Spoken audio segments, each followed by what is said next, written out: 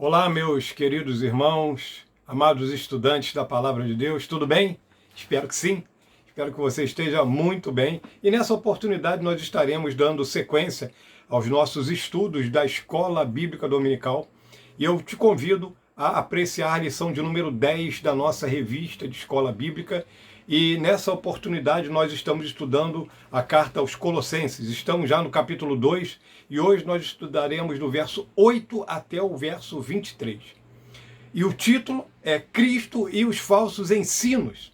Vamos lá? Vamos estudar um pouco? Pegue a sua Bíblia. Se você tem a revista, pegue a sua revista, esteja lá do lado, anote alguma dúvida, sugestões e depois pode passar pelas nossas redes sociais ou até mesmo para o meu telefone particular e nós estaremos discutindo isso. O autor ele começa da seguinte maneira: o falso ensino sempre despreza a simplicidade da fé cristã. Os falsos mestres reivindicam possuir um conhecimento superior, revelação maior, o melhor sistema de espiritualidade. Paulo responde aos falsos mestres que assediavam a igreja em Colossos, apresentando a superioridade e a suficiência de Jesus Cristo, sua divindade e o poder da sua obra redentora. Não existe no campo espiritual nada superior e melhor que Jesus. Ele supre todas as nossas necessidades espirituais. E essas são as principais, tá? E agora, de propósito que eu li antes de ler o texto, porque agora nós vamos ler o texto básico, né? O nosso texto da onde o autor tira a base, que é Colossenses, vai do verso 8 ao 23. Nós vamos ler só o 8 e o 9. Só para dar saída ao estudo. Mas você em casa, estudante, leia todo esse texto e também todas as leituras diárias, tá? E os textos na revista é importantíssimo. Verso 8. Tende cuidado para que ninguém vos faça presa sua por meio de filosofias e vãs sutilezas, segundo a tradição dos homens, segundo os rudimentos do mundo e não segundo Cristo. Porque nele habita corporalmente toda a plenitude da divindade. O apóstolo Paulo, ele com propriedade, já começa bem esse assunto aqui. Porque ele está falando de falsos ensinos, mas antes de falar dos falsos ensinos, ele está aqui falando do que é o verdadeiro ensino. O parágrafo posterior, ainda aqui na introdução, ele vai falar de tudo que Cristo é. E ele finaliza lá embaixo, sintetizando tudo que foi falado. Ele finaliza assim: ele é tudo em todos. É o capítulo 3, o verso 11. Ele engloba tudo. Cristo é tudo em todos. Ou ele é suficiente para a nossa vida, ou então nós seremos crentes infelizes, ou até mesmo não teremos um encontro verdadeiro com Cristo que nos liberta do poder do pecado, que nos leva a ter uma vida realmente reverente a Deus, no esforço, no negar os assédios deste mundo, enfim, no negar a própria carne e no resistir às astutas ciladas do inimigo.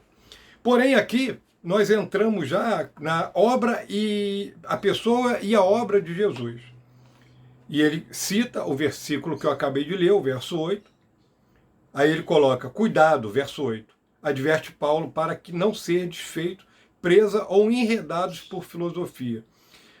Não estejam iludidos pelos falsos argumentos. Isso me traz uma figura de quando eu era criança e eu morei em um bairro aqui de Petrópolis, com muita floresta, e nós pegávamos passarinhos. E tinha umas redes que a gente colocava do lado das gaiolas e aquilo era impressionante.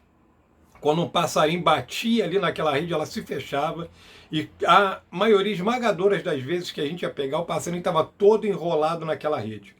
A impressão que eu tenho, e o texto aqui vai falar sobre isso, e se você pesquisar um pouquinho só, você vai entender isso, quando fala em enredar, está falando de se embaraçar na rede. A perna passa, a asa do passarinho fica, a cabeça está presa, sabe? Fica de uma confusão que você tem que tirar com toda a delicadeza, senão você mata ou quebra até o passarinho. Então tem gente que fica enredado por filosofias humanas, por situações humanas de uma maneira tão complicada, que às vezes ela só consegue se livrar disso perdendo realmente alguma coisa. Quer dizer, o que eu quero dizer com isso? Eu quero sintetizar isso. Ficam feridas, ficam marcas, ficam situações, mas pelo menos a pessoa volta a estar na presença do Senhor. Então, para o crente isso é perigoso. Porque o mundo aí fora ele já está enredado mesmo por filosofias, por situações humanas, tá? E ele vai falar aqui algumas coisas que são bem interessantes. Antes de combater esses elementos estranhos, Paulo fala de Cristo. Aí tudo bem. Verso 9, que nós já falamos, que nele habita corporalmente toda a plenitude de Deus, tá? Porquanto nele habita corporalmente toda a plenitude da divindade. Jesus Cristo é Deus em toda a sua plenitude, em toda. Ele é igual ao Pai e ao Espírito Santo, o autor coloca aqui, em sua natureza e consubstancialmente, em todo o seu ser. Porque a luta no primeiro século da igreja também foi afirmar isso. E o Espírito Santo teve muito trabalho, como tem até hoje, mas teve muito trabalho no primeiro século, e os homens sofreram muito por causa disso, porque esse entendimento ele tinha que andar exatamente nisso, que Cristo é Deus. E como foi talvez difícil para alguns ali que viram Jesus, que andaram a entender que ele era Deus. Os sinais que ele fez, tudo que aconteceu, o perdão dos pecados, os seus atributos, que só mesmo Deus tem. Esse ponto 1 mostra o tamanho do sacrifício de Cristo. Ele se rebaixou, ele se humilhou. Ao mesmo tempo que isso exalta Cristo, isso mostra também a humilhação, porque ele se fez carne e habitou entre nós. E o sacrifício de Cristo já começa quando ele decide se fazer homem. Como ele decide tomar essa forma humana. Opa! Aí eu quero deixar bem claro uma coisa. Ele tomou a forma humana, mas ele nunca pecou. Jesus nunca pecou. Ele é como o primeiro Adão que foi criado sem pecado. Cristo se fez sem pecado e durante a trajetória terrena dele, até a morte na cruz, ele nunca pecou. Que isso fique bem claro, porque tem gente pregando por aí outras coisas. Essa semana eu vi um videozinho aí de arrepiar o cabelo. Uma determinada pastora aí pregando uma coisa aí de arrepiar o cabelo. Como que é isso? Que Cristo pecou. E ela afirma nesse vídeo, tá? Então isso é grave. Outro ponto, em Jesus estamos aperfeiçoados. É o que diz do verso 10. Também nele estáis aperfeiçoados. Se em Cristo habita toda a plenitude da divindade, estamos unidos a Jesus, já experimentamos alguma coisa da sua plenitude, porque todos nós temos recebido, tá, da sua plenitude e graça sobre graça. Jesus manda em tudo, tem poder sobre tudo. Ele é a coluna, ele é a firmeza, ele é a base de tudo. Na nossa vida, isso tem que ser verdade. Ou isso fica verdade na minha vida, e eu percebo, entendo, e trabalho, e vivo como aquele que está sendo aperfeiçoado a cada dia por Cristo, pelo Espírito Santo de Deus, ou então eu vou viver uma vida medíocre. E tudo que é tipo de situação que soprar no meu ouvido, quando alguém falar assim, André, olha só, tem uma situação que está acontecendo na igreja tal, vamos lá, porque lá a gente chega lá e entra com uma nota de R$ 2 no bolso e sai com 5 notas de 100. Opa, então aí vou para lá. Aí não, mudou agora. Agora tem uma outra situação. Você vai lá, lembra do dente de ouro? E outras situações assim. Então, exatamente, são vãs filosofias. São coisas, às vezes, que são feitas para enganar as pessoas. Então, muito cuidado com isso. Ele é a maior autoridade que existe, é o terceiro subponto aí. Ele é o cabeça de todo principado e potestade. Jesus tem autoridade sobre anjos bons e maus. Ele é a autoridade suprema no mundo espiritual, de tal maneira que fora dele os anjos bons não podem prestar auxílio. E por causa dele os demônios não podem fazer mal aos crentes, tá? Então, observem só, ele tem toda a autoridade. Toda a autoridade está em Cristo, e é por ele. Anjos bons e maus. Lembra do caso de Jó? Lá no começo do livro poético lindo. É lógico, olhando por essa ótica do livro poético, que lindo aquele livro. E como que é bonito quando viste lá o meu servo Jó, Deus falando ali aquilo com o inimigo das nossas almas. Olha, que diálogo é esse? Que diálogo é esse? Só toca em Jó porque foi autorizado. O nosso Senhor, o Senhor Jesus Cristo, ele é Deus, ele tem toda a autoridade sobre presidentes, sobre governantes, sobre espíritos bons e maus, sobre anjos, que eu quero dizer, caídos e os anjos do Senhor. Ele tem toda a autoridade. Ele é Deus. Em Jesus fomos circuncidados espiritualmente. Aí entra algo interessante, porque a circuncisão era a marca da aliança no Antigo Testamento. Começa antes ainda da lei, né? Você sabe disso, isso começa antes da lei. E ele coloca assim: nele também fostes circuncidados, não por intermédio de mãos, mas no despojamento do corpo, da carne, que é a circuncisão de Cristo. A circuncisão que os falsos mestres queriam que os crentes fizessem era uma pequena cirurgia. Então o que eles queriam é que eles realmente passassem a ter marcas assim como os judeus tinham. Uma marca nos cristãos. E essa situação foi foi colocada de maneira tão veemente que Paulo vai a Jerusalém com um grupo para, junto com os apóstolos, eles terem um concílio que trata também disso. Se deveria se impor algo mais aos gentios que estavam aceitando a Cristo como Salvador. E a decisão foi unânime ali, e aquilo foi divulgado, e Paulo aqui está divulgando isso. Romanos 2, verso 28 e 29, fala sobre a verdadeira circuncisão. Eu quis colocar isso que o autor não colocou. E eu acho que é um dos textos mais esclarecedores sobre essa questão de circuncisão. Ali fala sobre aquela verdadeira circuncisão. A circuncisão verdadeira só tem aquele que nasceu de novo em Cristo Jesus, que tem a marca de Cristo no seu coração, que é circuncidado na alma, no espírito, que é circuncidado não na carne, tá? Mas circuncidado no coração. Essa marca quem deu é Cristo. Em Jesus fomos sepultados e ressuscitados. Aí ele está no verso 12, e ele vai assim: tendo sido sepultados juntamente com ele no batismo, no qual igualmente foste ressuscitado mediante a fé no poder de Deus, que o ressuscitou dentre os mortos. É nascer de novo. É morrer para o mundo e nascer para Deus. É o simbolismo que representa o batismo, o ato batismal. Ele simboliza algo que é muito maior do que o que está acontecendo ali simplesmente. Porque ele simboliza aquilo que já tem que ter acontecido no dia que eu aceitei a Jesus como meu Salvador. Em uma igreja organizada e séria, ninguém simplesmente aceita Jesus e vai sendo batizado. Não em uma situação comum, a não ser que você esteja passando por perseguição ou esteja em um lugar, em um país, em um outro ambiente. Mas no ambiente que nós vivemos hoje, no Brasil, na situação que nós vivemos, e na maioria esmagadora dos casos, a pessoa aceitou a Jesus como Salvador. A partir desse momento, ela vai passar por um estudo, por um preparo. E depois desse preparo, desse estudo, que é o pré-batismo, na nossa igreja nós chamamos isso de discipulado, mas também nós compreendemos que o discipulado é algo contínuo, que segue pela vida do cristão. Mas é justamente só depois desse discipulado, desse pré-batismo, desse estudo pré-batismal, que aí sim o candidato ele é levado à assembleia da igreja, aprovado na Assembleia, depois de uma sabatina, ele vai passar pelo batismo nas águas.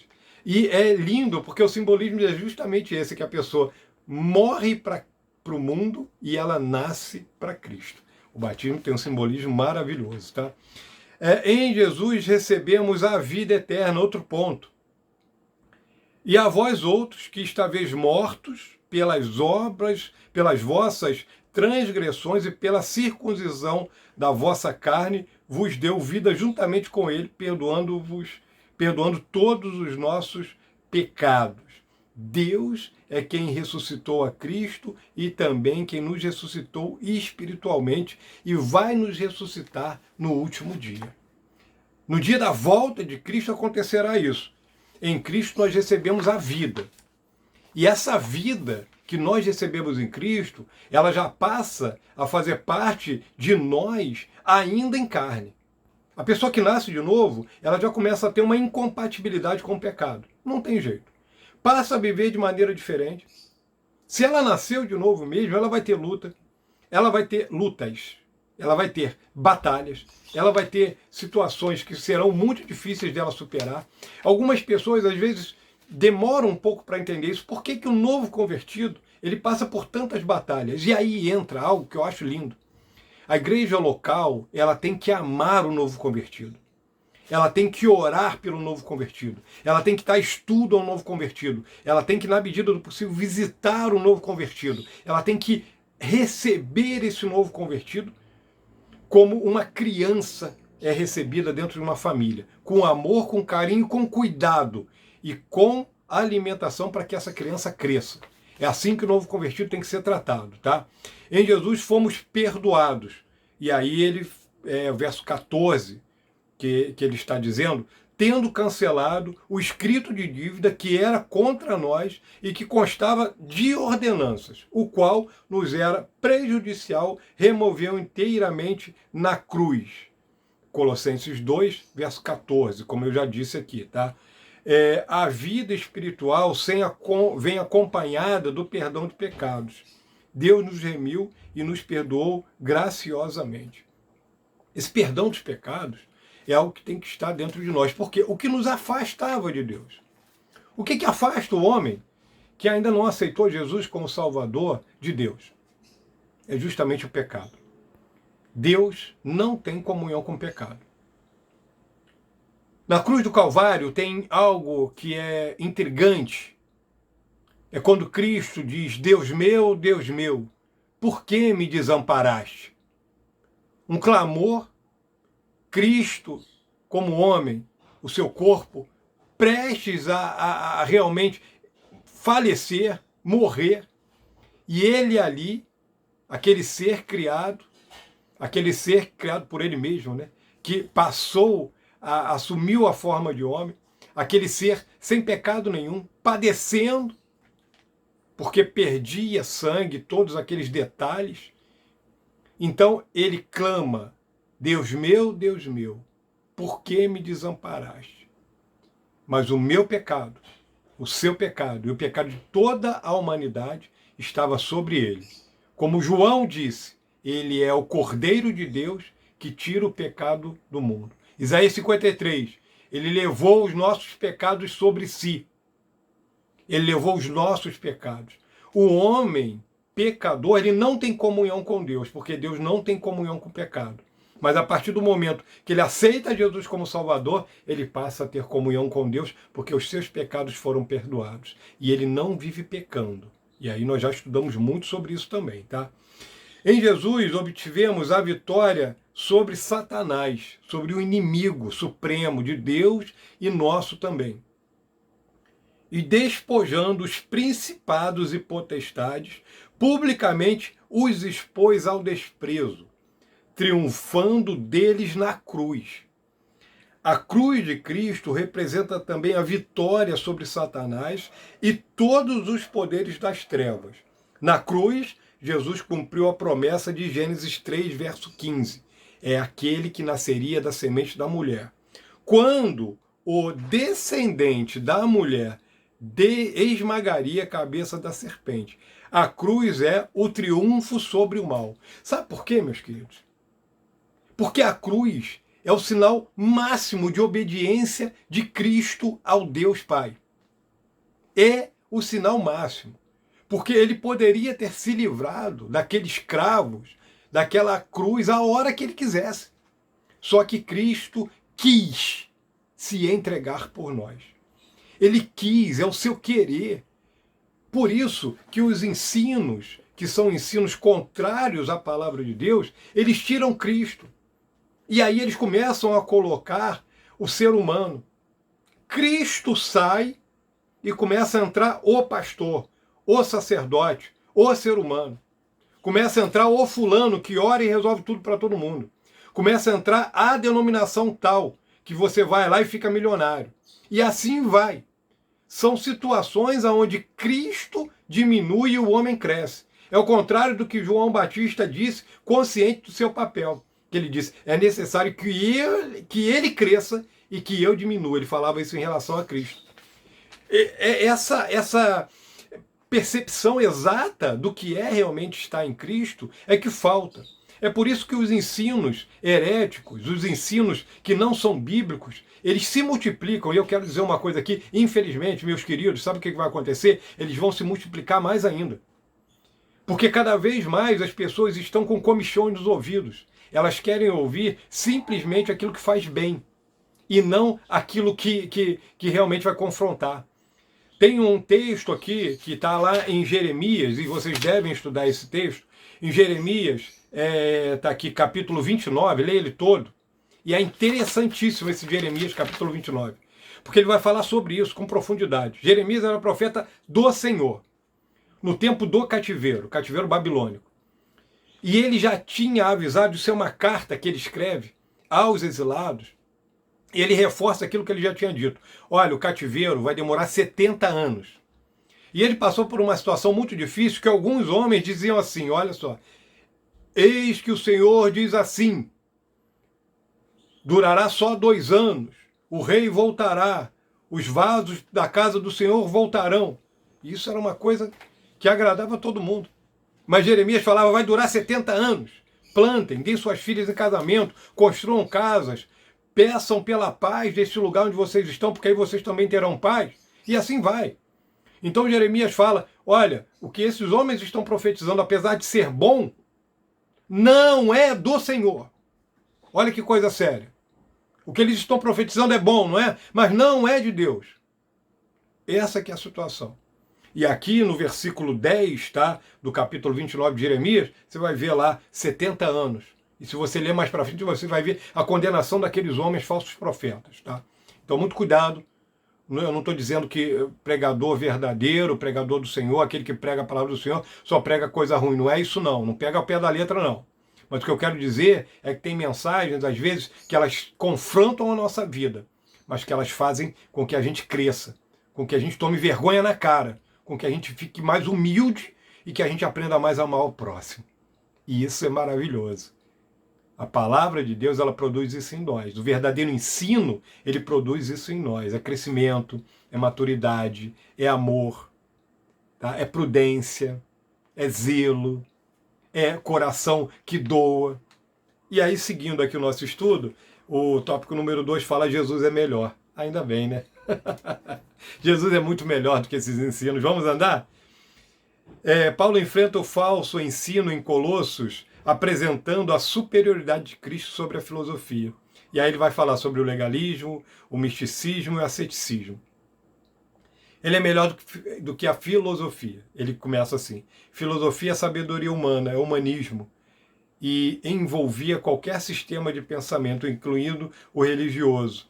Algumas seitas do judaísmo, ele coloca os essênios, os fariseus e os saduceus, ele coloca como seitas de conceito ou de base filosófica. Né? Na verdade, elas eram seitas de base religiosa, né? Os fariseus, os saduceus e os essênios. Mas eu entendo o que ele quer dizer com isso. Também tinha um conceito filosófico que se misturava à religiosidade. Só para você entender o que eu estou falando, né? Nós podemos ir, por exemplo, para seitas, partidos no tempo na Palestina, no tempo de Cristo, né? Por exemplo, tem alguns que tinham um conceito mais político, por exemplo, os herodianos, os zelotes e os galileus. E outros eram mais sociais, tinham um contexto mais social, igual os próprios escribas, os nazarenos, os prosélitos, né, que eram os novos convertidos, e os publicanos também. Então, são seitas e partidos, e não no sentido eletivo, tá? Nessa palavra partido, mas tem um sentido mais amplo isso. Então, Cristo é melhor do que a filosofia. É evidente, queridos, que nós devemos estudar tudo que pudermos.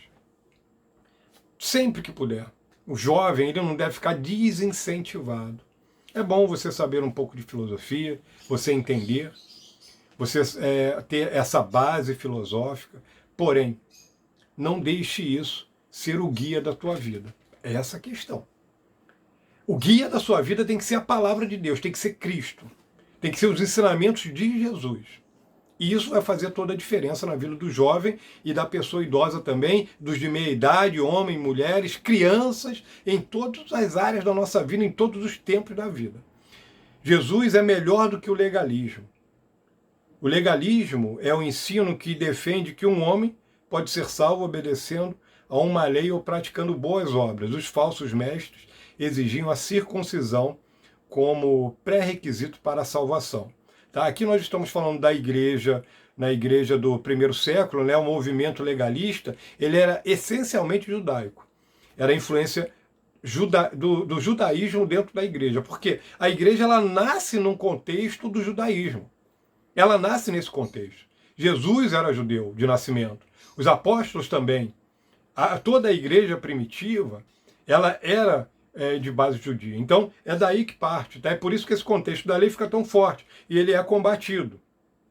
Paulo afirma que a lei, ou as observâncias da lei cerimonial, eram sombras de uma realidade que haveria de vir, a qual era Jesus.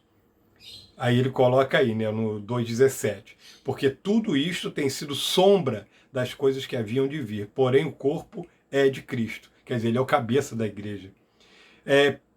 Pedro pregando no dia de Pentecostes, nós demos um estudo desse na última quinta-feira, um estudo lá em Atos, capítulo 2, o discurso de Pedro. Nós vemos que Pedro, ele começa falando de Joel e ele vai para Cristo. Depois ele vai tocar, vai falar sobre Davi, sobre o que Davi escreveu e vai para Cristo. Ele usa o texto bíblico para chegar a Cristo. Quer dizer, a pregação é cristocêntrica. Da mesma forma que o legalismo ele perde esse lugar, porque na verdade o legalismo nunca justificou e nunca vai justificar ninguém. Ou você é justificado por Cristo, ou você não será justificado diante de Deus. Não tem nenhuma lei cerimonial e nem essa lei que você pode estar inventando para o teu próprio modo de vida que levará a isso, tá bom? Outra coisa que ele coloca, ele é melhor, Jesus é melhor que o misticismo. Misticismo é um termo difícil de definir. No contexto de Colosso, refere-se às práticas de astrologia, revelações esotéricas, cultos a anjos. Os falsos mestres se gloriavam de visões, revelações especiais e acessos a novas esferas espirituais. É mais ou menos o que acontece hoje. Tem gente que só revelação. Quer dizer, a Bíblia é a maior revelação que nós temos. Ela fala o modo que eu deveria andar, aliás, ela toca na minha vida passada, porque ela fala, você tem que se livrar desse passado. Ela toca na minha vida presente, porque ela acerta hoje, e ela fala do futuro. Você será feliz, André, se fizer isso. A Bíblia, ela revela tudo que eu preciso. Mas tem gente que ainda corre atrás de revelações. Tem. Tem gente que por aí corre atrás disso e que se não tiver um culto com 5, 6 revelações, não teve culto direito. E olha como é que isso é perigoso. Porque nesses casos, muitas vezes, a pessoa está sendo levada simplesmente por uma vaidade. Sonhos, por exemplo, quer ver um assunto muito delicado nessa questão? Sonhos. Eu sonho, você sonha e muita gente sonha, né? A maioria de nós. Alguns eu sei que não conseguem gravar muito e não sonham, né? Dizem que não sonham, mas que não gravam. Mas eu sonho demais. Alguns sonhos eu sei que são de Deus. Mas eu nunca preguei, ou criei uma filosofia, ou criei uma doutrina nova para a igreja, porque eu sonhei. Isso não existe. Eu tenho que guardar isso, cuidado, por trás dos sonhos existe vaidade. E eu não posso ser guiado por sonho, eu tenho que ser guiado pela palavra de Deus. Eu tenho que ter uma visão que olhe para frente e que veja, analisando o que eu estou vendo hoje, olhando para frente com fé em Cristo. Eu não posso simplesmente ser guiado por sonhos ou por revelações. Ou por algum irmão A, B ou C, que eu vou no irmão, que o irmão vai revelar isso para mim. Cuidado com isso. Porque é justamente quando você começa a deixar de lado a palavra de Deus, é que você vai ser levado por essas vãs filosofias. Então, o alerta para a igreja aqui também serve para a igreja do tempo de hoje. Tá? Nós temos que tomar cuidado com isso. Olha, primeiro tem que ser a palavra, depois oração e depois comunhão. Isso tudo faz com que a gente esteja forte, ligados com o Senhor. Jesus é melhor que o asceticismo. Asceticismo significa exercício e treinamento num sentido de autonegação. O asceticismo gnóstico defendia que o corpo era o cárcere da alma. O corpo é mau e o espírito é bom. Quanto ao mais rápido o espírito se libertar do corpo, melhor. Logo, os abusos contra o corpo eram estimulados pela licenciosidade e pelo asceticismo. Então, em vez de livrar a pessoa de pecar, levava a pessoa a pecar. Porque o asceticismo ele dava uma falsa sensação de segurança. Ele levava a pessoa a imaginar que ele estava seguro e que ele poderia realmente continuar pecando se ele cumprisse a regra X, Y, Z. Nós não somos pecadeiros. Nós somos pecadores, e se você já aceitou Jesus como teu Salvador, salvos por Cristo. Lutamos e não devemos viver no pecado. E não existe nada, nenhum tipo de observância nesse sentido, de deixar de fazer, ou de limpar, ou de fazer isso ou aquilo outro, ou de não fazer aquilo ou aquilo outro, que faça com que você realmente tenha o perdão o perdão dos pecados é dado por Cristo Jesus. E aquele que nasceu de novo, luta para entrar no céu, para receber do Senhor aquele bem-vindo. Esse bem-vindo não é por mérito, ele é pela graça. Mas eu quero dizer uma coisa, a vida cristã tem preço. Então, irmãos, que nós tenhamos a firme consciência de que nós precisamos da palavra de Deus, nós precisamos da oração com o Senhor e nós precisamos da comunhão uns com os outros. E isso vai fazer com que nós tenhamos firmeza espiritual para resistir aos falsos ensinos. Nem sempre o lugar que está mais cheio, a pessoa que está recebendo mais aplauso, é a pessoa, a mensagem ou o lugar que Deus preparou para você. Que Deus te abençoe e que Ele derrame sobre o seu coração sabedoria para que você tenha firmeza para resistir nos dias maus. Fique em paz. Eu agradeço o tempo que você disponibilizou nesse estudo. Dê o retorno à superintendência da Escola Bíblica Dominical. Em nome de Jesus. Deus te abençoe. Um abraço a todos.